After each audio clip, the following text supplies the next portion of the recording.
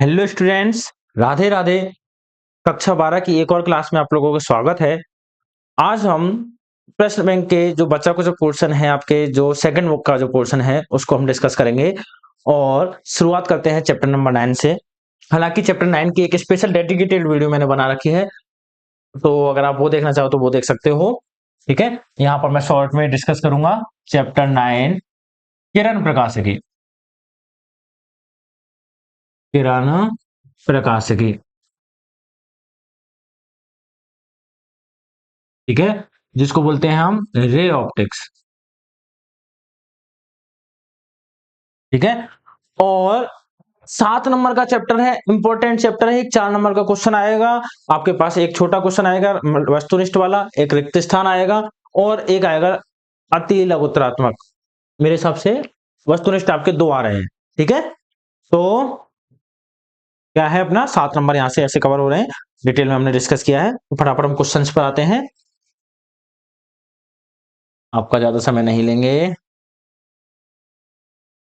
और ये question number पहला, हाँ, क्या कहता है, प्रकाश की एक किरण समतल दर्पण पर 30 डिग्री पर आपतित होती है। ठीक है, आपको आपतन कोण दे रखा है आई बराबर कितना, 30 डिग्री। इस किरण में विचलन होगा, देखो आई बराबर 30 डिग्री होता है, परावर्तन के लिए हम जानते हैं कितना होता है, आर भी यही होगा, एंगल आई बराबर एंगल आर होता है। ठीक है, तो विचलन टोटल कितना हो जाएगा, 30 और 30 60 डिग्री का इसमें क्या हो जाएगा, विचलन हो जाएगा। ठीक है, ऑप्शन नंबर बी। समतल दर्पण पर की फोकस दूरी होती है, कितनी होती है, अनंत होती है, इनफाइनाइट होती है। एक प्लेन मिरर की जो फोकस डिस्टेंस है वो कितनी होगी, इनफाइनाइट होगी। Option number B. Question number 3, निम्न में से कौन सा दर्पण आभासी प्रतिबिंब नहीं बनाता है। आभासी प्रतिबिंब अपने सारे दर्पण बनाएंगे, चाहे समतल दर्पण हो आभासी बनता हमेशा, उत्तल दर्पण है, उत्तल दर्पण में दो ही जगह पर प्रतिबिंब बनते हैं, दोनों आभासी होते हैं। और बात करें हम अवतल दर्पण, अवतल दर्पण में जो अगर मैं पोल और फोकस के बीच में ऑब्जेक्ट को रख दूं तो इमेज कैसी बनेगी, आभासी बनती है। तीनों प्रतिबिंब कैसे बना रहे, आभासी। तो ऑप्शन नंबर डी सही होगा आपके पास, सभी आभासी प्रतिबिंब बनाते हैं। ठीक है, क्वेश्चन नंबर 4, उत्तल दर्पण द्वारा बनने वाला प्रतिबिंब कैसा होता है, अभी ऊपर डिस्कस किया है, आभासी होता है।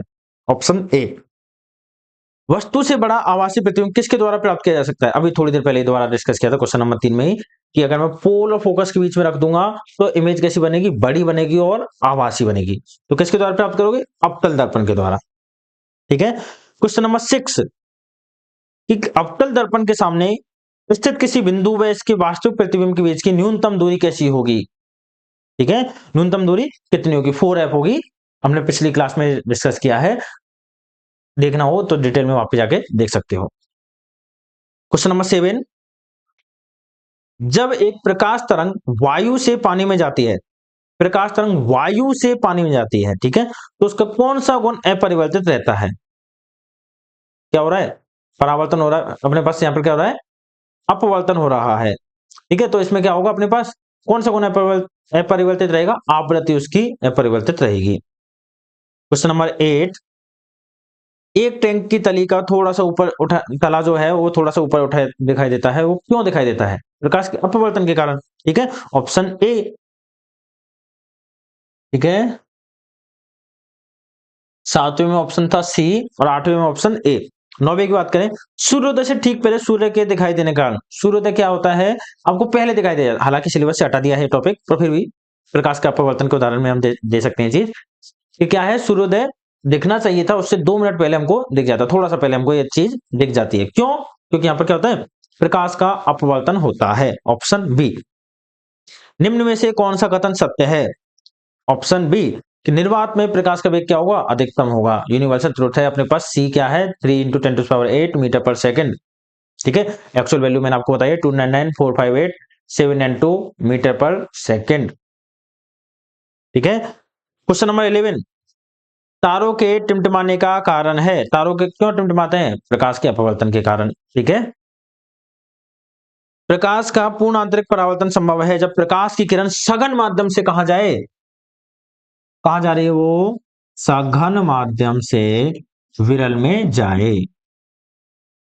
तो ऑप्शन ए देखते हैं हम क्या कह रहा है, ये वायु से कांच में, वायु से कांच में जा रही है, वो विरल से सघन में जा रही है, नहीं। निर्वात से वायु में, विरल से वापस से सघन में जा रही है, नहीं। वायु से पानी में, विरल से वापस सघन में जा रही है, नहीं। ऑप्शन डी, पानी से वायु में, पानी कैसा सघन है और सघन से कहां जा रही है, वो वायु में, विरल माध्यम में जा रही है, तो कैसा है ये, ऑप्शन डी। संयुक्त सूक्ष्मदर्शी की आवर्धन क्षमता अधिक होती है यदि नेत्रिका की फोकस दूरी कैसी हो, कम हो तो। ठीक है, सूक्ष्मदर्शी, ऑप्शन नंबर बी। सूक्ष्मदर्शी वह प्रकाश के यंत्र है जो वस्तु के द्वारा आंख पर बने कोण को बढ़ा देता है, ऑप्शन बी। क्वेश्चन नंबर 15, संयुक्त सूक्ष्मदर्शी के अभिदर्शक द्वारा बना प्रतिबिंब होता है, कैसा होता है, ऑप्शन डी, वास्तविक तथा बड़ा होता है। ठीक है, यदि दूरदर्शी को उलटकर अभिदर्शक की ओर से देखा जाता है तो वस्तु कैसी दिखाई देगी, बहुत छोटी। ठीक है, वस्तु बहुत छोटी दिखाई देगी अगर दूरदर्शी को आप उल्टा कर लोगे। दूरदर्शी किस काम आता है, किस काम आता है, दूर की चीजों को देखने के काम आता है। जो दूर की चीजें हमें बहुत छोटी दिखाई देती है उनको अपन पास में थोड़ा सा बड़ा दिखाई देगी, इसलिए काम आता है। अगर उल्टा देखोगे तो कैसे दिखेगा, बहुत छोटा दिखाई देगा। ठीक है, क्वेश्चन नंबर 17, 16 का आंसर था ए। 17 की बात करें, किसी दूरदर्शी के अभिदर्शक व नेत्र लेंस की फोकस दूरी आपको दे रखी है, एफ ओ दे रखा है 100 सेंटीमीटर, एफ ई दे रखा है 5 सेंटीमीटर। ठीक है, यदि अंतिम प्रतिबिंब स्पष्ट दूरी पर न्यूनतम दूरी पर बनता है, न्यूनतम स्पष्ट दूरी डी पर बनता है, डी कितना होता है, 25 सेंटीमीटर पर बन रहा है, तो आप फॉर्मूला यूज करोगे मैग्निफिकेशन का, एफ नॉट बटे एफ ई 1 प्लस, ठीक है, एफ ई बटे डी। सारे मान आपको दे रखे हैं। एम कितना हो जाएगा आपके पास 100 बटे 5, 1 प्लस 5 बटे 25, 5 बार गया, यहां से 5 से ये 20 बार गया। आप एलसीएम लोगे तो 6, तो 5 और 1 6, तो कितना आ जाएगा 20 गुना 6 बटे 5, 5 चौका 20, तो कितना आ जाएगा आपके पास, और ये तो दिख ही नहीं रहा आपको, सॉरी। ठीक है, हाँ कर देता हूँ इसको दोबारा से फटाफट।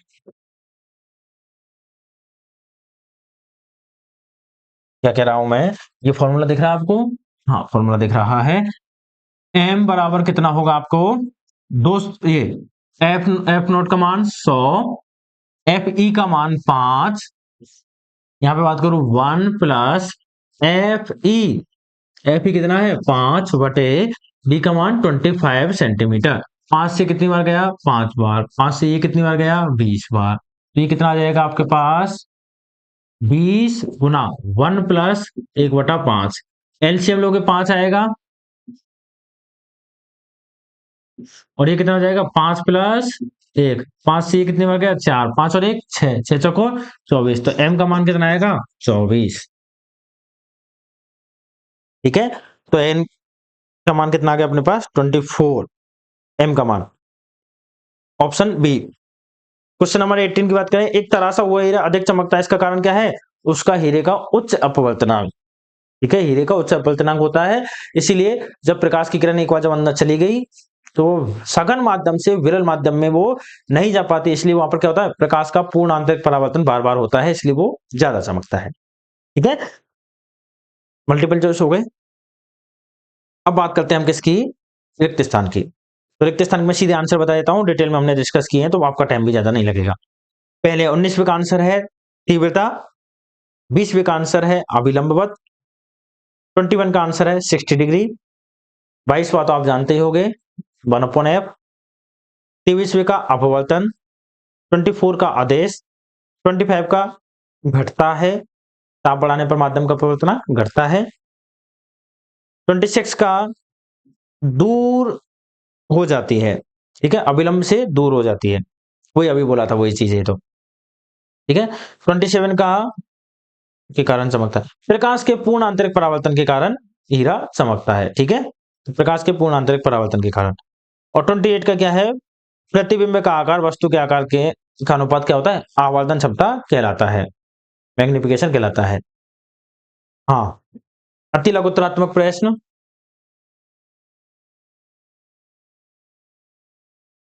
क्या कह रहा है ये, मोटर वाहनों के पीछे ट्रैफिक देखने के लिए किसका उपयोग करते हैं अपन, पीछे वाला ट्रैफिक देखने के लिए, अब उत्तल दर्पणों का, है ना। क्यों करते हैं? क्योंकि उत्तल दर्पण का जो देखने का एरिया होता है वो ज्यादा होता है। करवाया एक टेस्ट में दिया था क्वेश्चन, वही है। उत्तल दर्पण की वक्रता त्रिज्या और उसकी फोकस दूरी के मध्य संबंध लिखिए। देखो, हो सकता है आधे नंबर में पूछ ले, हो सकता है 1 नंबर में पूछ ले, और हो सकता है 1.5 नंबर में इसका प्रूफ भी करवा ले। इंपॉर्टेंट है, कई बार आया हुआ है, आ सकता है। ठीक है, कितना होता है? एफ बराबर के r/2 या r बराबर के 2f। लेंस की शक्ति व फोकस दूरी के मध्य संबंध p बराबर के 1/f। निर्वात में प्रकाश की चाल का मान 3 × 10⁸ मीटर पर सेकेंड। किसी दर्पण के लिए आवर्धन का सूत्र लिखिए। m बराबर के h'/h या फिर -b/u। ठीक है, तो यहां पर आपका 9वां चैप्टर जो है वो कंप्लीट होता है। अब हम बढ़ते हैं 10वें चैप्टर की ओर।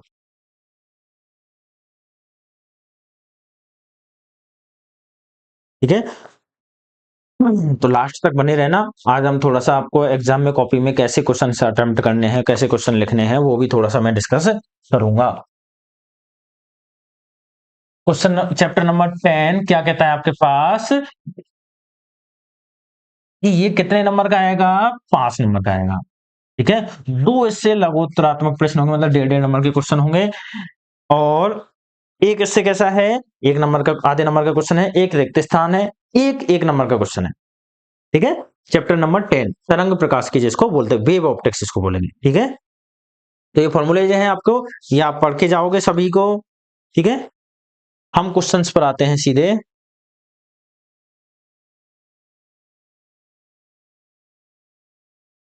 हाँ, क्वेश्चन नंबर 1, हाइगेन का तरंग सिद्धांत हमें क्या बतलाता है? हाइगेन के तरंग सिद्धांत से हम क्या जानते हैं, किसके बारे में बताता है वो? तरंग के संचरण, तरंगाग्र के संचरण की दिशा को व्यक्त करता है, जानते हो ना? ठीक है, तो ऑप्शन नंबर डी, तरंगाग्र के संचरण की दिशा को व्यक्त करता है। कौन सी घटना प्रकाश की तरंग प्रकृति को प्रदर्शित नहीं करती? कौन सी घटना प्रकाश की तरंग प्रकृति को प्रदर्शित नहीं करती? विवर्तन तरंगों के लिए होता है, व्यतिकरण तरंग घटना के लिए बताता है, अपवर्तन ये भी तरंग घटना को बताता है। लेकिन मैं बात करूं प्रकाश विद्युत प्रभाव, ये किसको बताता है? प्रकाश की कण प्रकृति को प्रदर्शित करता है। ठीक है, तो ऑप्शन नंबर डी। 3000 तरंग, क्वेश्चन नंबर 3, 3000 तरंग दैर्ध्य वाले प्रकाश की आवृत्ति है 3000 एंगस्ट्रॉम तरंग दैर्ध्य, लैम्डा का मान आपको दे रखा है। म्यू बराबर क्या होता है? c/लैम्डा। म्यू का मान, सी का मान 3 × 10⁸ लैम्डा का मान 3000 एंगस्ट्रॉम है, तो मीटर में चेंज कितना हो जाएगा? 3000 × 10⁻10 मीटर, इंटू 10⁻10 मीटर। ठीक है, ये ऊपर चला जाएगा, पॉजिटिव हो जाएगा, और 3 से ये कितनी बार गया? एक बार। तो ये कितनी बार गया? 1000। इसको क्या लिख दूं मैं? 10⁻3। ठीक है, तो ये आ जाएगा म्यू बराबर आपके पास 10⁸8, ये ऊपर गया 10⁻- प्लस का 10, और ये ऊपर जाएगा तो 10⁻−3। अब ये कर लो आप, कितना आ जाएगा? 10 और 8 18 और 3 15, 10 की घात 15। ऑप्शन नंबर बी, 10 की घात 15 चक्र प्रति सेकंड। यूनिट क्या होगी इसकी? चक्र प्रति सेकंड। आवृत्ति की बात कर रहे हो यहाँ पर, प्रकाश की आवृत्ति म्यू। ठीक है, क्वेश्चन नंबर 4, निम्न में से कौन प्रकाश की कण प्रकृति को प्रदर्शित करता है? वही अभी क्वेश्चन आ गया, सेकंड वाला ही। ठीक है, प्रकाश विद्युत प्रभाव। हाइगेन के तरंग सिद्धांत के अनुसार किसी तरंगाग्र पर स्थित एक बिंदु को माना जा सकता है। तरंगाग्र के ऊपर कोई भी एक बिंदु है, उसको क्या मान सकते हैं? एक नए स्रोत की तरह। एक तरंगाग्र का एक सेकेंडरी स्रोत है, तो क्या हो जाएगा आपके पास? ऑप्शन सी, तरंग का एक नया स्रोत। ठीक है, क्वेश्चन नंबर 6, साबुन का एक बुलबुला किस कारण से रंगीन दिखाई देता है? क्योंकि इसमें क्या, कौन सी घटना होती है? व्यतिकरण की घटना हो रही होती है।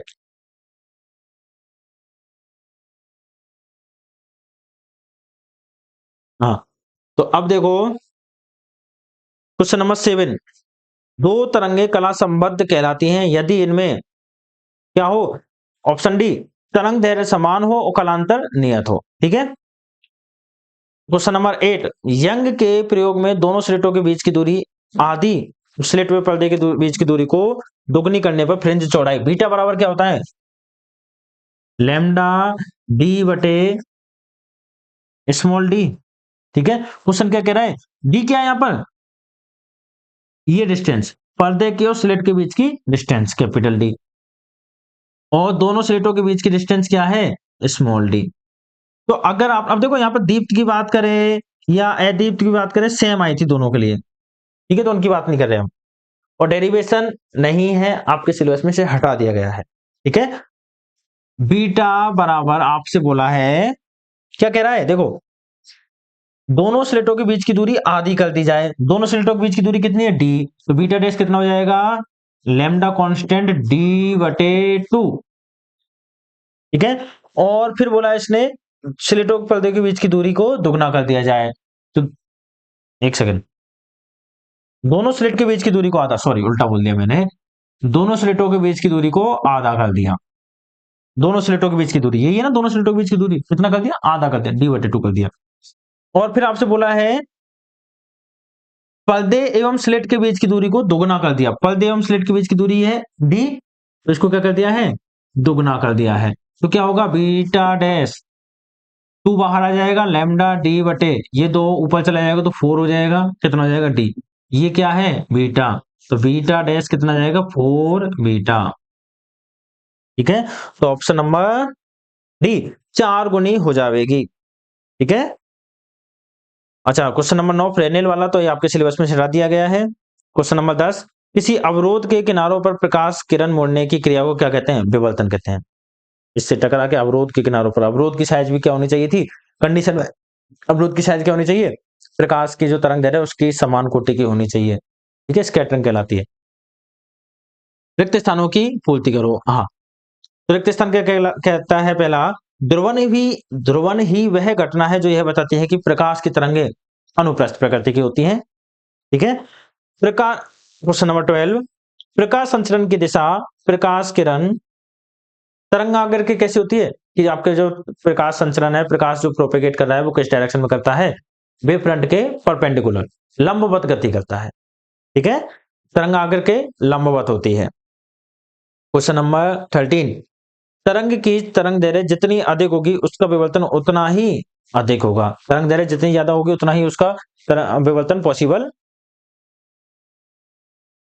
होता है। ठीक है, किसी तरंग के लिए पथांतर आपको दे रखा है डेल्टा व कलांतर दे रखा है फाई, का अनुपात आपसे पूछा है।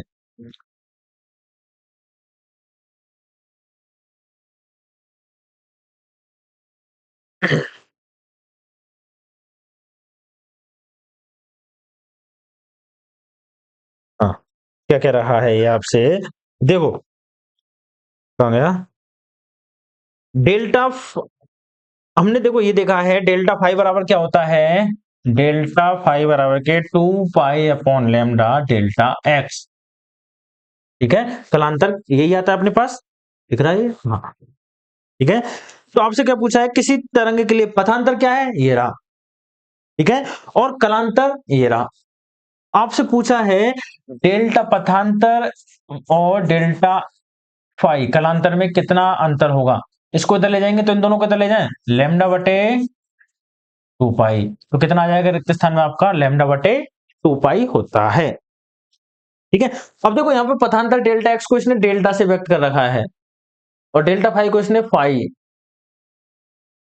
ठीक है, तो डेल्टा बटे फाई कैसे भी प्रदर्शित करते हैं, आंसर तुम्हारे पास यही आएगा, लैम्डा बटे 2 पाई। व्यतिकरण के अगला क्वेश्चन, व्यतिकरण के पैटर्न में अदीप्त तथा दीप्त फ्रिंजों की चौड़ाई का मान समान होता है, अभी हमने क्वेश्चन डिस्कस किया था, बीटा का मान दीप्त और अदीप्त के लिए समान आता है। ठीक है, कितना आता है, लैम्डा डी बटे स्मॉल डी। व्यतिकरण में संपोषी व्यतिकरण और दीप्त फ्रिंज तथा अथवा दीप्त फ्रिंज प्राप्त करने के लिए पथांतर डेल्टा एक्स बराबर कितना होता है, एन लैम्डा, डेल्टा एक्स बराबर के कितना होता है, एन लैम्डा। अगर यहां से आपसे पथांतर की जगह आप कलांतर पूछा होता तो कितना होता, डेल्टा फाई बराबर के 2n पाई, एन का मान 0 1 2 3 4 इस तरह से चलता जाता है। अगला क्वेश्चन, व्यतिकरण में विनाशी व्यतिकरण क्या आ जाएगा आपके पास, पथांतर डेल्टा एक्स कितना आएगा, 2n-1 lambda by 2n-1 lambda by 2। और लेमडा का मान 1 2 3, ठीक है। सॉरी, एन का मान 1 2 3। हाँ, डेल्टा फाई कितना होगा, 2, कितना था अपने पास, यहां से निकाल सकते हो आप, 2n-1 पाई, ठीक है, संबंध है अपने पास, वहां से अपन इसको निकाल सकते हैं। 2n-1 पाई, एन का मान वही वापस से 1 2 3, ठीक है। फिर बात करते हैं हम दोनों में, देखो यहाँ पे पथांतर पूछा है तो सिर्फ पथांतर लिखना है अपने को, ज्यादा नहीं बताना, ठीक है। कलांतर अगर पूछता तो ये बताना पड़ता। क्वेश्चन नंबर 19, दो कला संबद्ध स्रोतों की आवृत्ति समान होती है, ठीक है। एक वर्णीय प्रकाश में आवृत्तियों की संख्या एक होती है, एक मतलब वन, सिंगल की बात कर रहे हैं यहाँ पर, है ना। क्वेश्चन नंबर 21, मेलस का नियम जानते हो, आई बराबर के आई नॉट कॉस स्क्वायर थीटा। प्रकाश को ध्रुवित क्यों नहीं किया जा सकता, ये कर दोगे आप तो, बाकी के क्वेश्चंस तो आप कर दोगे, मुझे नहीं लगता है ना और कोई क्वेश्चन में आप अटकोगे, ठीक है। तो इसी के साथ आपका चैप्टर नंबर 10 भी आपका खत्म होता है। अब हम बात करते हैं चैप्टर नंबर 11 की, ठीक है। विकिरण तथा द्रव्य की द्वैत प्रकृति, 4 नंबर का है, दो यहां से आएंगे आपके पास मल्टीपल चॉइस क्वेश्चन, एक आएगा फिल इन द ब्लैंक, एक आएगा शॉर्ट आंसर टाइप, और एक आएगा आपके पास 1 नंबर का वेरी शॉर्ट आंसर टाइप, ठीक है। क्वेश्चंस पर आए, देखो बहुत सारे स्टेटमेंट दे रखे हैं, ये आपको पढ़ने पड़ेंगे सारे, ठीक है। अब आप सोचो कि वीडियो बना के मैं सारे पढ़ा दूं, तो अब पॉसिबल नहीं है, क्योंकि आपका 2 दिन बाद एग्जाम है और मैं नहीं बना पाऊंगा वीडियो, ठीक है। साफ साफ बोल रहा हूँ, नहीं बना पाऊंगा मैं इतनी वीडियो। क्वेश्चन फर्स्ट, ठीक है, सीधे स्टेटमेंट है, थोड़ा सा चलते हैं फ्लो के साथ, है ना, गो विद दी फ्लो। यदि किसी धातु की सतह पर आपतित होने वाले फोटोन की आवृत्ति को दुगना कर दिया जाए तो उत्सर्जित इलेक्ट्रॉनों की संख्या और उत्सर्जित इलेक्ट्रॉन की गति, अधिकतम गतिज ऊर्जा क्या हो जाएगी, दुगनी हो जाएगी, सीधी सी, है ना। Option A. फोटो से आधारित है प्रकाश विद्युत प्रभाव पर, ऑप्शन ए। एक इलेक्ट्रॉन एवं फोटोन की तरंग लंबाई कितनी है, 1 नैनोमीटर। इनमें किसके संवेग का मान अधिक होगा, देखो दोनों की तरंग लंबाई कितनी दे रखी है, एक तो आपने ये पढ़ा है, P बराबर के एच अपॉन लैम्डा, ठीक है। और आपको दे रखा है यहां पर दोनों के इलेक्ट्रॉन एवं फोटोन की तरंग लंबाई कितनी है, 1 नैनोमीटर है, ठीक है। लैम्डा का मान 1 नैनोमीटर है, and lambda photon, gamma photon कितना है आपके पास, 1 नैनोमीटर, यहां लिख देता हूं इसको, है ना, 1 नैनोमीटर, ठीक है। इनके इनमें से किसके संवेग का मान अधिक है, ठीक है। तो यहां से अगर देखो तो एच कांस्टेंट है, लैम्डा का मान आपको दोनों के लिए समान दे रखा है, तो संवेग दोनों के लिए क्या आ जाएगा, समान आ जाएगा, ठीक है। तो ऑप्शन सी, दोनों के संवेग के मान तुल्य हैं। बाहर से अगर आवाज आ रही हो तो इग्नोर मारना, है ना, कमेंट करके मूड मत खाना कि सर देखो आवाज आ रही थी, बच्चा है इसलिए आवाज आ रही है, ठीक है। किसी कण का संवेग दोगुना कर दिया जाता है, इसकी तरंग लंबाई कितनी गुनी हो जाएगी, किसी कण का संवेग दोगुना कर दोगे, संवेग को दोगुना कर दोगे तो तरंग लंबाई क्या हो जाएगी, आधी हो जाएगी, ठीक है। करके देख लेना, ऑप्शन ए। फॉर्मूला आपके पास है, पी का मान 2p कर देना, आ जाएगा आपके पास लैम्डा का मान। उत्सर्जित फोटो इलेक्ट्रॉन की ऊर्जा निर्भर करती है प्रकाश की तीव्रता पर, नहीं, प्रकाश के तरंग दैर्ध्य पर, हाँ, धातु के कार्यफलन पर, हाँ, तो बी और सी दोनों पर, ठीक है। क्वेश्चन नंबर 6, इसमें 5वें में ऑप्शन नंबर डी था। क्वेश्चन नंबर 6, एक्स किरणें बनी हैं, एक्स किरणें किन से बनी है, विद्युत चुंबकीय विकिरणों से। क्वेश्चन नंबर 7, वह घटना जिसमें कुछ धातुओं पर प्रकाश पड़ने पर उनसे इलेक्ट्रॉन उत्सर्जित होते हैं कही जाती है, क्या कहेंगे उसको हम, प्रकाश विद्युत प्रभाव कहेंगे, ठीक है। क्वेश्चन नंबर 8, प्रकाश विद्युत प्रभाव में उत्सर्जित प्रकाश इलेक्ट्रॉनों की गतिज ऊर्जा किसके समानुपाती होती है, काइनेटिक एनर्जी मैक्सिमम किसके समानुपाती होती है, ई वी नॉट के, निरोधी विभव के, और निरोधी विभव क्या होता है, समानुपाती होता है किसके, आवृत्ति के, ठीक है, निरोधी विभव किसके समानुपाती होता है? आवृत्ति के। तो यहां से क्या कह सकते हो? आपतित प्रकाश की आवृत्ति के। काइनेटिक मैक्सिमम किसके समानुपाती होती है? आपतित प्रकाश की आवृत्ति के। Option number B. कार्यफलन आवश्यक ऊर्जा है। कार्यफलन क्या है? एक आवश्यक ऊर्जा है इलेक्ट्रॉन को सतह से बाहर निकालने के लिए। Option number C. एक इलेक्ट्रॉन को सतह से ठीक बाहर निकालने के लिए। क्वेश्चन नंबर 10, द्रव्य तरंग की परिकल्पना किसने दी थी? डी ब्रोगली ने दी थी। क्वेश्चन नंबर 11, प्रकाश विद्युत प्रभाव होता है प्रकाश की कण प्रकृति के कारण। ठीक है, प्रकाश विद्युत प्रभाव किसके कारण होता है?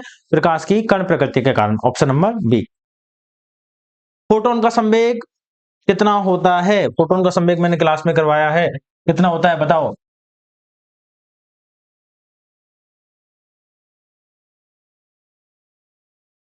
देखो, अब यहां पर देखो, मल्टीपल चॉइस में भी अगर ये क्वेश्चन आ जाए, इसलिए मैं थोड़ा सा यहां पर इसको डिटेल में डिस्कस कर रहा हूं। संवेग क्या होता है? P बराबर एम बी। फोटोन किससे गति करता है? देखो P क्या है यहां पर दिख रहा है आप लोगों को ये? हाँ, P बराबर एम बी। ठीक है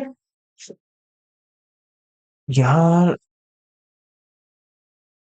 ऐसा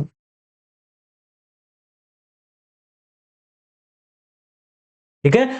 फोटोन के लिए V का मान कितना होता है? C। तो फोटोन के का संवेग कितना आएगा?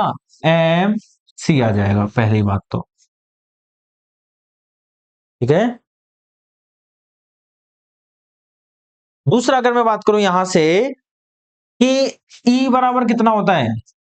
M C square. अगर m बटे एम से मल्टीप्लाई कर देता हूं मैं इसको, तो क्या लिख सकता हूं? एम स्क्वायर सी स्क्वायर बटे एम। ठीक है, तो इसको क्या लिख सकता हूं मैं? पी स्क्वायर बटे एम। किसके बराबर? ई के बराबर। पी का मान कितना आ जाएगा? Under root M E. ठीक है, यहां से कितना आ जाएगा? पी का मान अंडर रूट एम ई। तो दिक्कत है यहां तक? नहीं है। और अगर मैं बात करूं यहां से, ठीक है, ये आ जाएगा अपने पास P बराबर एम सी, और आ गया P बराबर रूट एम ई आ गया। हाँ, क्वेश्चन नंबर 13, प्लांक नियतांक की विमा है। प्लांक नियतांक की विमा है ml2t-1। ठीक है, 6.67 इंटू 10⁻34 उसका मान होता है। यूनिट क्या होती है? Joule second. ठीक है, जूल किसकी यूनिट है? कार्य की। कार्य कितना होता है? ml2t-2। सेकंड की कितनी होती है? टाइम। तो यहां से कितना आ जाएगा आपके पास? इसको सॉल्व करोगे तो, और इन कोष्टक में इसको बंद कर देना। प्लांक नियतांक का ऐसा मात्रा किया गया जूल सेकंड होता है। ठीक है, रिक्त स्थानों की बात करें तो क्वेश्चन नंबर 15, प्रकाश विद्युत प्रभाव में वह न्यूनतम ऊर्जा जो धातु से प्रकाश इलेक्ट्रॉन उत्सर्जित के लिए आवश्यक होती है, उसे क्या कहते हैं? कार्यफलन कहते हैं, फाई नॉट के बोलते हैं, वर्क फंक्शन बोलते हैं। ठीक है, क्वेश्चन नंबर 16, यदि दो कणों का संवेग समान है तो उनकी डी ब्रोगली तरंग दैर्ध्य भी समान होगी। 1 इलेक्ट्रॉन वोल्ट का मान 1.6 × 10⁻19 जूल होता है। ठीक है, 1 इलेक्ट्रॉन वोल्ट को जूल में कितना लिखते हैं? 1.6 × 10⁻19 जूल होता है। क्वेश्चन नंबर 18, धातु तल से उत्सर्जित फोटो इलेक्ट्रॉन की संख्या किस राशि के अनुक्रमानुपाती किसके समानुपाती होती है? आपतित प्रकाश की तीव्रता के समानुपाती होती है। आइंस्टीन का प्रकाश विद्युत समीकरण आप लिख दोगे, ये कर दोगे। ठीक है, कार्यफलन दे रखा है, देली आवृत्ति क्या होगी, सब निकाल दोगे ये सारी चीजें। ठीक है, ये हम लोग कर देंगे, इसमें कोई दिक्कत नहीं आनी चाहिए आपको।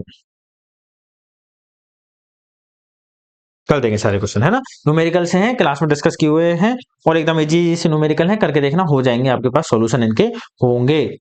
ठीक है, फिर मैं बात करता हूं चैप्टर नंबर 12 की। चैप्टर नंबर 12 हमने डिस्कस किया है। अरे यार, ये नहीं पलटे मैंने। ठीक है, देख लेना आप, है ना, जैसे भी है। चैप्टर नंबर 12 4 नंबर का है, ये हम डिस्कस कर चुके हैं, और फटाफट से इसको भी हम दोबारा से रिवाइज कर लेते हैं। अगर कुछ गलती हो गई हो तो यहां से एक बार करेक्शन कर लेना। ठीक है, क्वेश्चन नंबर 1, परमाणु की अमाप साइज किसकी होती है? एंगस्ट्रॉम कोटि की 10⁻10 मीटर की। Option B. निम्न में से कौन सा अविभाज्य है? फोटोन अविभाज्य है। Option B. स्थायी कक्षा की अवधारणा किसने दी थी? नील बोर ने दी थी। Option A. क्वेश्चन 4, रदरफोर्ड परमाणु मॉडल के अनुसार परमाणु के अंदर इलेक्ट्रॉन होते हैं, ठीक है। परमाणु के अंदर इलेक्ट्रॉन रदरफोर्ड के अनुसार कैसे होते हैं? अस्थिर होते हैं, वो चारों तरफ उसके चक्कर लगाते रहते हैं, एनर्जी उत्सर्जित करते रहेंगे और धीरे धीरे वो क्या होंगे? नाभिक में समा जाएंगे। तो कैसे हैं वो? अस्थिर हैं, अस्थिर भी बोल दो, जैसे भी आप बोलो, है ना।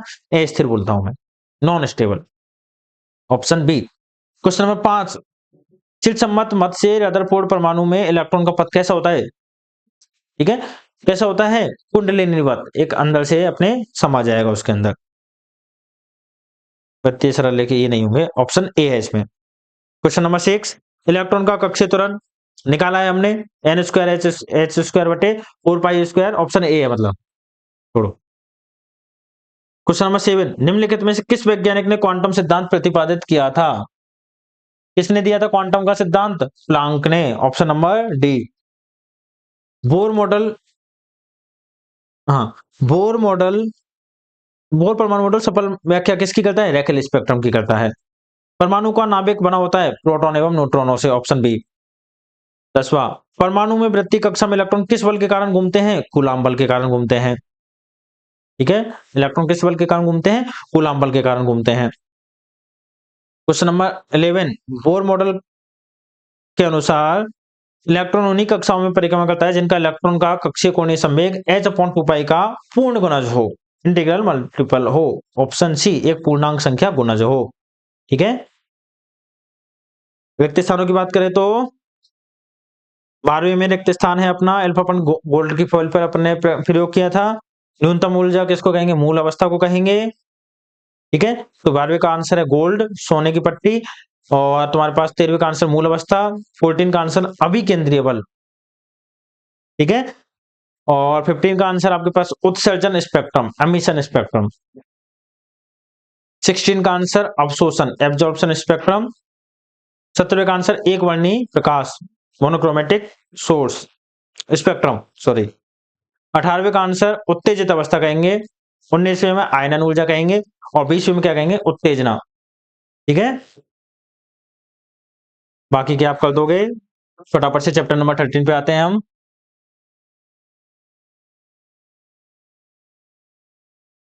ठीक है, तो 13 आपका 3 नंबर का है, एक रिक्त स्थान आएगा, सॉरी, एक आपका आधे नंबर का मल्टीपल चॉइस आएगा, एक लघुत्तरात्मक आएगा और एक अति लघुत्तरात्मक आएगा, ठीक है।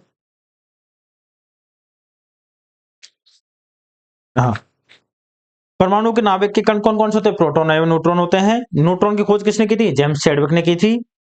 नाभिक की द्रव्यमान संख्या क्या होती है? कभी परमाणु संख्या से अधिक, जैसे 1h1, तो परमाणु की संख्या के अधिक होती है और कभी समान होती है। अधिक तो ज्यादातर मिलेंगे, 1h1 में परमाणु संख्या कितनी? 1 है और द्रव्यमान संख्या भी 1 है, ठीक है। ऑप्शन नंबर डी है तीसरे का आंसर। चौथे में क्या है? नाभिक के आकार पूछा है आपसे, 10⁻15 मीटर की कोटि का होता है। निम्न में से कौन से योग संभारक है? संभारक आप जानते हो, ऑप्शन नंबर डी, ठीक है। 1 AMU 931.5 mega electron volt, option C, ठीक है। 7वें में हीलियम नाभिक में होते हैं, कितने होते हैं हीलियम नाभिक में? 2 प्रोटॉन और 2 ही न्यूट्रॉन होते हैं, ऑप्शन सी। क्वेश्चन नंबर 8, नाभिक की परमाणु संख्या Z है, परमाणु द्रव्यमान संख्या कैपिटल M है, न्यूट्रॉन संख्या क्या होगी? M में से Z को घटा देंगे, M माइनस Z होगी। क्वेश्चन 9, नाभिक के अंदर प्रोटॉन के बीच में कौन सा बल कार्य करेगा? प्रोटॉन तथा प्रोटॉन के बीच में कूलॉम बल भी करेगा, नाभिक बल करेगा। न्यूट्रॉन तथा न्यूट्रॉन के बीच में सिर्फ नाभिक केवल करेगा। न्यूट्रॉन और प्रोटॉन सिर्फ नाभिक के करेगा। लेकिन प्रोटॉन प्रोटॉन दो चार्ज आ गए तो कौन सा बल काम करेगा? प्रोटॉन भी करे, नाभिक के बल भी करेगा और कूलॉम बल भी करेगा, ऑप्शन नंबर सी, दोनों बल काम करेंगे, ठीक है। क्वेश्चन नंबर 10, 1945 में नागासाकी जापान में गिराए गए बम विखंडनीय पदार्थ कौन सा था? प्लूटोनियम था, ठीक है। क्वेश्चन नंबर 11, नाभिकीय विखंडन प्रयोग दर्शाता है कि न्यूट्रॉन यूरेनियम के नाभिक को समान आकार के 2 भागों में विभक्त करता है। यह प्रक्रिया निम्न में से किसके उत्सर्जन के साथ होती है? तीनों जो 3 अभिक्रिया लिखाई थी उनमें से तीनों में कॉमन पदार्थ क्या था जो उत्सर्जन हो रहा था? न्यूट्रॉन था, ठीक है, ऑप्शन सी। क्वेश्चन नंबर 12, नाभिक के विखंडन में क्या होता है? एक भारी नाभिक स्वयं टूट जाता है, विखंडन में एक भारी नाभिक टूट जाता है, ऑप्शन डी। हाइड्रोजन बम निम्न में से किस घटना पर कार्य करता है? ऑप्शन ए, नाभिकीय विखंडन पर कार्य करता है। ठीक है, देख लेना एक बार क्वेश्चन सारे आपके हम आते हैं रिक्त स्थानों पर।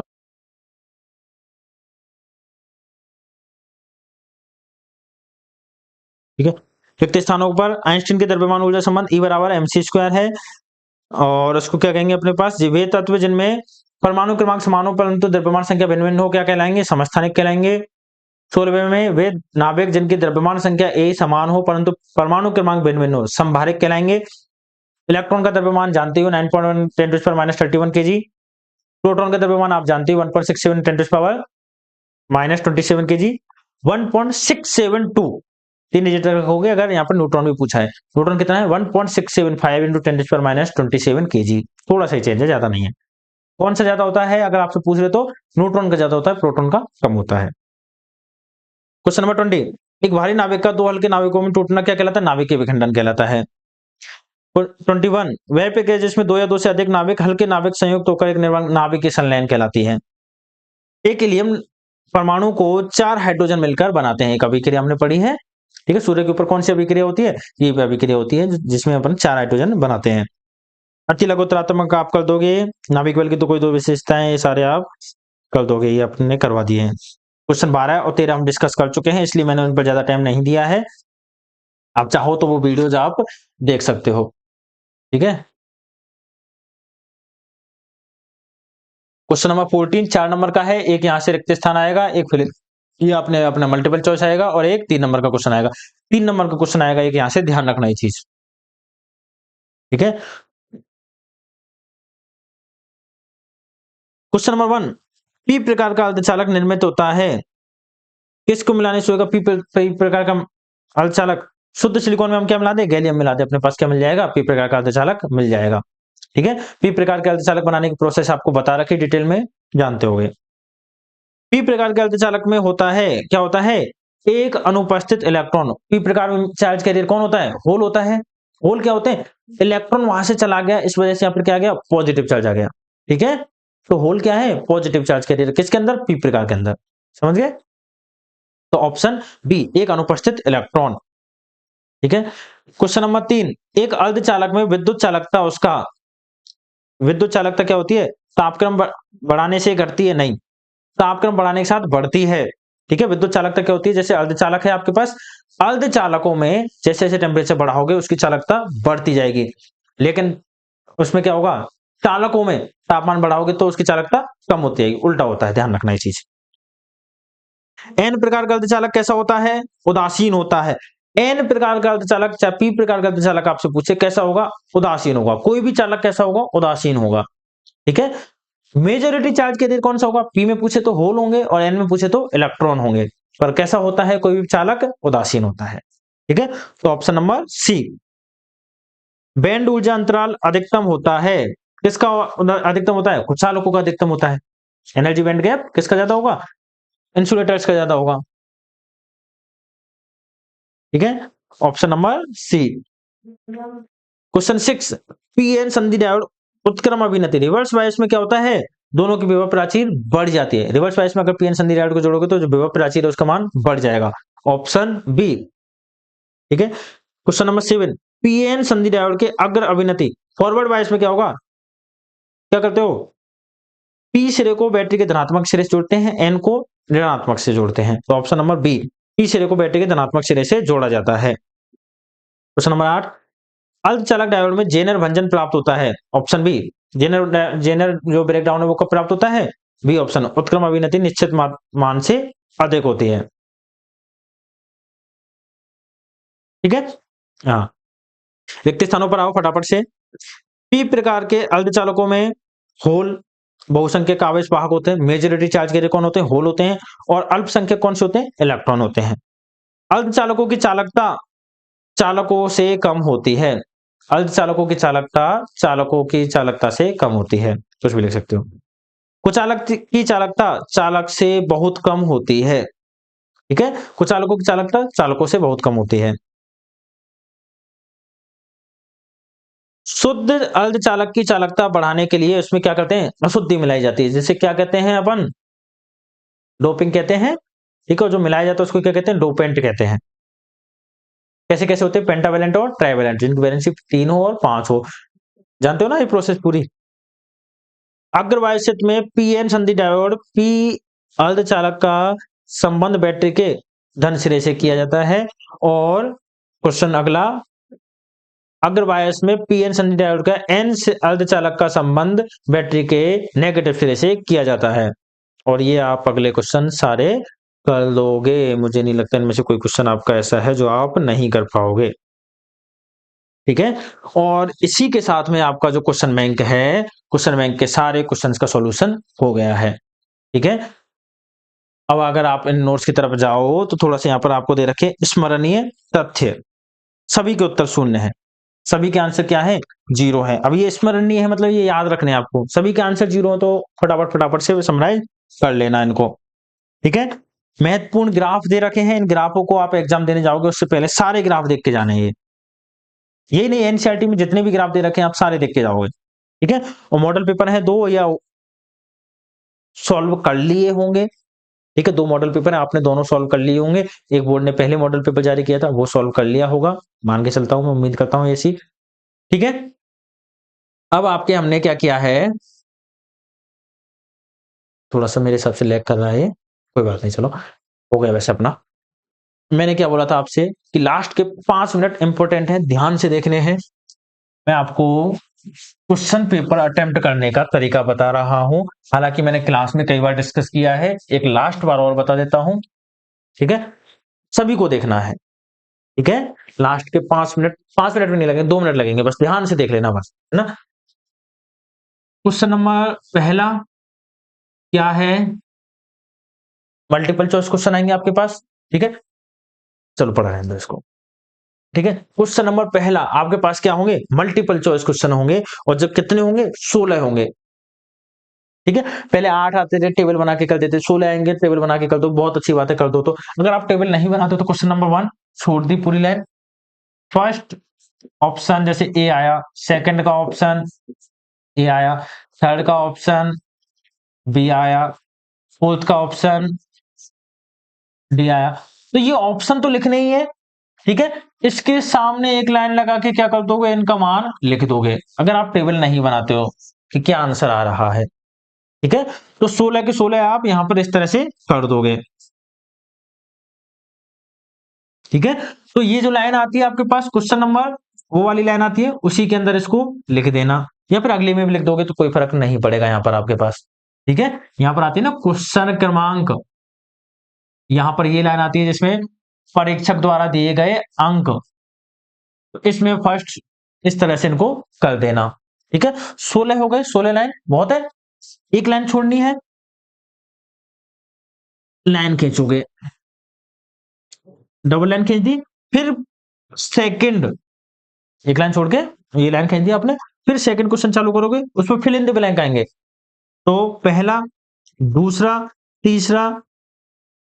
अगर आप पे कुछ नहीं आता है, पेपर के अंदर आपसे आगे कुछ नहीं आ रहा, बस यही 10-12 क्वेश्चन आते हैं, या फिर बहुत सारा टाइम आपके पास स्पेयर है, ठीक है, तो जो फिल इन द ब्लैंक है, जैसे अभी अपने क्वेश्चन पढ़ा था कि आइंस्टीन के अनुसार द्रव्यमान ऊर्जा संबंध क्या होता है। ठीक है, तो लास्ट में क्या दे रखा था, E बराबर के mc²। आंसर में सिर्फ इतना सा लिखना है, अगर आप यहां लिख देते हो E बराबर mc², कोई दिक्कत नहीं है। ठीक है, और अगर आप यहां पर नहीं लिख करके पूरी लाइन लिखते हो तो इस लाइन को अंडरलाइन करना नहीं भूलना है। ठीक है, जो भी आपने फिल इन द ब्लैंक लिखा है उसको अंडरलाइन कर दे, किसी और पेन से वहां पर आप दिखा सकते हो। ठीक है, चॉइस आपकी है, कैसे भी दिखा सकते हो। ठीक है, ये आपके हो गए फिल इन द ब्लैंक, और यहां पर आपको ज्यादा दिक्कत नहीं आएगी। फिर आते हैं आपके पास छोटे छोटे क्वेश्चन, एक एक नंबर के 10 क्वेश्चन। ठीक है, 10 क्वेश्चन आएंगे आपके पास छोटे छोटे, एक एक नंबर के, तो उनके आंसर ऐसे नहीं ज्यादा बड़े लिख के आ रहे हो, पेपर अधूरा रह जाएगा। फिर आपका क्या करोगे, उनमें जितना पूछा है सिर्फ उतना ही जवाब दोगे। ऐसे नहीं कि आपने वीट-स्टोन सेतु की संतुलित अवस्था पूछी। अब जानते हो वीट-स्टोन सेतु की संतुलित अवस्था क्या है, P/Q = R/S। 1 नंबर में सिर्फ इतना सा ही पूछा गया है, क्या कहते हो कि वीटस्टोन सेतु की संतुलित अवस्था का समीकरण लिखिए। ठीक है, आपने ये लिख दिया, यहाँ डायग्राम बना दिया खींच के ज्यादा से ज्यादा। ठीक है, ये पीयू है, यहाँ रेजिस्टेंस लगा देना, ये बस, इससे ज्यादा आप यहाँ पर नहीं बताओगे अगर 1 नंबर में पूछा गया है। बस ये बता देना पी कौन सा है, क्यू कौन सा है, आर कौन सा है, एस कौन सा है, कुंजी लगा देना जो डायग्राम है आपका। फटाफट, ज्यादा तगड़ा भी नहीं बनाना फिर 1 नंबर में तुम डायग्राम ही बनाते रहो, नहीं। ठीक है, बना दिया, बहुत है। पी क्यू बता दिया आपने, ये बैलेंस वाला। अब ऐसे यहाँ पर वीटेशन सेतु ये होता है, किस लिए यूज किया जाता है, फलाना डम का पूरा निबंध लिख के आओ, नहीं। 1 नंबर का है, 1 नंबर के हिसाब से ही बताना है। ठीक है, फिर आते हैं अपने पास लघु उत्तरात्मक क्वेश्चन 1.5 नंबर के। ठीक है, तो 1.5 नंबर में जो चीजें पूछी गई हैं वो बतानी है। ठीक है, अब 1.5 नंबर का है तो आपसे थोड़ा सा वहां पर आप भूमिका उसकी बना सकते हो। जैसे आपसे कोई न्यूमेरिकल पूछ लिया तो क्या क्या चीजें गिवन है, ठीक है, कौन सा फॉर्मूला यूज किया जाएगा, वो सारी चीजें आप वहां पे बता सकते हो। सीधा भी कर दोगे तो गलत नहीं माना जाएगा, आंसर अगर सही है तो सही माना जाएगा। ठीक है, सीधा भी कर दिया तो आपका गलत नहीं माना जाएगा, आंसर सही है तो सही माना जाएगा, लेकिन थोड़ा सा प्रस्तुत करने का आपका वे होना चाहिए अच्छा वहां पर। ठीक है, बोलते हैं ना आपके कि एग्जामिनर के माइंडसेट का आपको नहीं पता, इसलिए होना चाहिए। फिर आते हैं आपके जैसे ये अपने पास लघु उत्तरात्मक हो गए, उसके बाद में दीर्घ उत्तरात्मक क्वेश्चन अपने पास 3 नंबर का क्वेश्चन आएगा। 3 नंबर में आपको आराम से खूब बड़ा चढ़ा के लिखना है। हर क्वेश्चन के बाद में आप ऐसे लाइन खींचोगे। अब इनमें नहीं, एक बड़ा क्वेश्चन आपका हो गया 3 नंबर का, जैसे एक 1.5 नंबर का हो गया, तो उसके बाद में एक लाइन छोड़ोगे और उसको यहाँ पे बताओगे कि यहाँ से आपका एक क्वेश्चन खत्म हो गया, अगला क्वेश्चन नीचे अगली लाइन इस लाइन के नीचे चालू हो रहा है।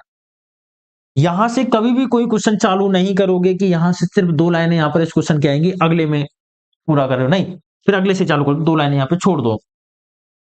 ठीक है, किसी क्वेश्चन में रफ काम करना है, यहां एक लाइन खींची रफ, ठीक है, यहां रफ किया आपने और उसको लास्ट में इस तरह से काट दोगे, या इस तरह से इकट्ठी लाइन एक खींच के काट दोगे, जैसे भी आप काटो। अब ऐसे नहीं वहां फिर आप कॉपी के पन्ने तक फाड़ दिए, नहीं, ये काम नहीं करना है आपको, सिर्फ एक लाइन खींचनी बस। ठीक है, ताकि रफ काम किया आपने वो उसको पता रहे ये काट नहीं लेना है।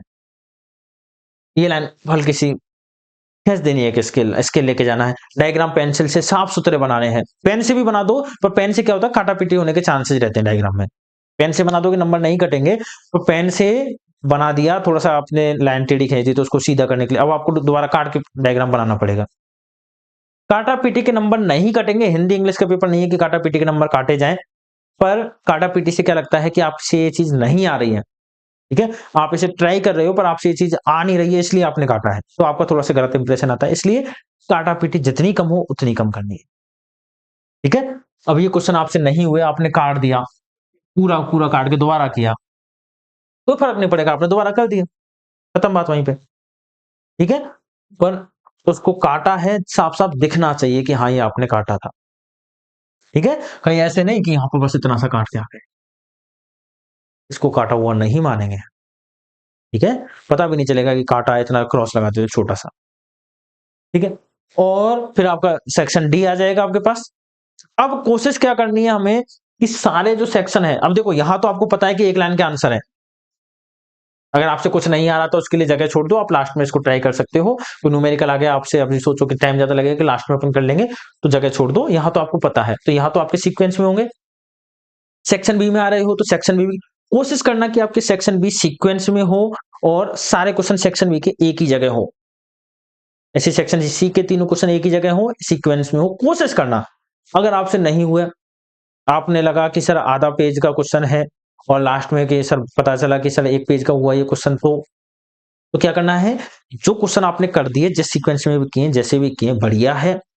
ठीक है, सेक्शन वाइज डालते चलना और लास्ट में जाके जो क्वेश्चन आपसे नहीं हुए थे उन क्वेश्चंस को आप वहां पे ट्राई कर लेना। ठीक है, उसके नंबर नहीं कटेंगे। मैंने टॉपर्स की कॉपी देखी है आपकी जो बोर्ड ने जारी की थी, उनमें सीक्वेंस 1-2 कॉपियों में था, 1-2 कॉपियों में नहीं था, पर हाँ उनके टॉपर्स की कॉपी मतलब 80 में से 80 नंबर, 56 में 56 नंबर आए हैं, तो कोई तो रीजन होगा।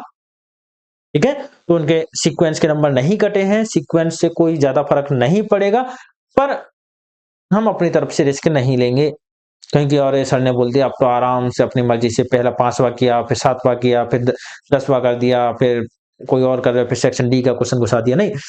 कोशिश करो कि थोड़ा-सा सेक्शन डी एक जगह पढ़ो, सेक्शन सी एक जगह पढ़ो, ठीक है? बहुत बड़ी कॉपी होती है, एग्ज़ामिनर को चेक करने में मेहनत ज़्यादा लगती है, जितनी ज़्यादा मेहनत लगेगी उसका दिमाग उतना ही ज़्यादा खराब होगा, ठीक है?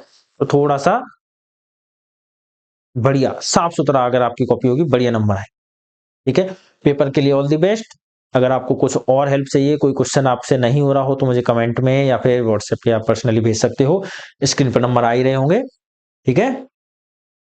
और पढ़ाई करो बढ़िया से आशानदार तरीके से पेपर दो। राधे-राधे।